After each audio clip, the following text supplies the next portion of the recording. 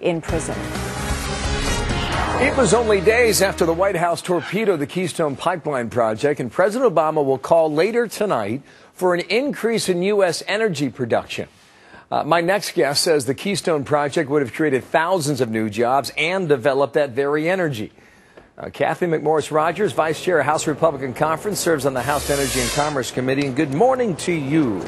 Good morning, Bill. Good to be with you. Yeah, this is right up your alley. You sent a letter to the White House about a month ago, I do believe, about Keystone, asking specific questions. Have you heard back?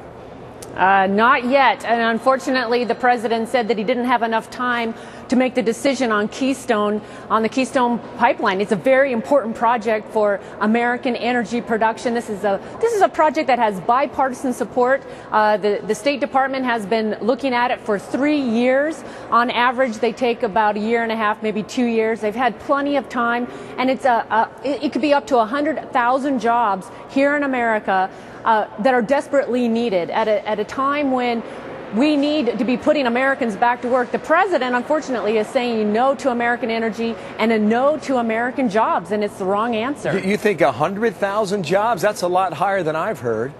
How do you arrive at that number?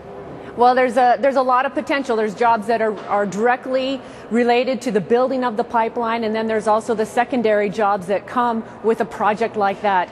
And just last week, the President's Jobs Council. It's interesting. This is a group of CEOs that are brought into the White House to advise the president on how to create jobs. They recommended an all-in energy strategy for America, and to say yes, not just to green energy, but to oil, to gas, to coal. They said it was very important, and yet the president isn't listening to his own jobs council. When he makes this appeal about increased energy production tonight, how do you believe that squares with the Keystone call?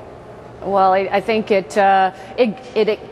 doesn't understand what it's going to take to, he needs to start saying yes to American energy, and unfortunately he hasn't. We have an example here of two different approaches. One is a Keystone economy, where it's the private sector developing American energy, versus the Solandra economy, where it's the federal government deciding who's going to get the money, who's going to get the money for investment. And it's a really contrasting approach. And I believe the private sector is the way to get this economy going, start saying yes to American energy, and it's a win-win for Americans. Do you think Republicans have made these points with clarity?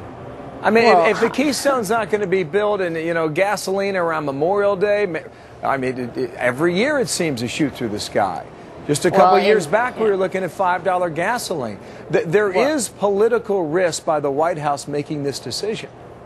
It's the wrong decision by the White House. Look at the fact that when President Obama was inaugurated, gas prices were $1.70, $1.80. Today they're about $3.60 on average. We've seen a dramatic increase in gas prices. Americans are concerned about our dependence on foreign oil, propping up dangerous dictatorships around the world, whether it's Venezuela, whether it's the Middle East, and Americans want an energy plan for America. They want us to start saying yes to American energy, start putting together a plan to make us energy independent. We have tremendous resources. Let's start developing those resources. Let's start saying yes. Do you think it's an easy thing for the White House to explain why Canada is willing to work with the Chinese now? I think it's very tough.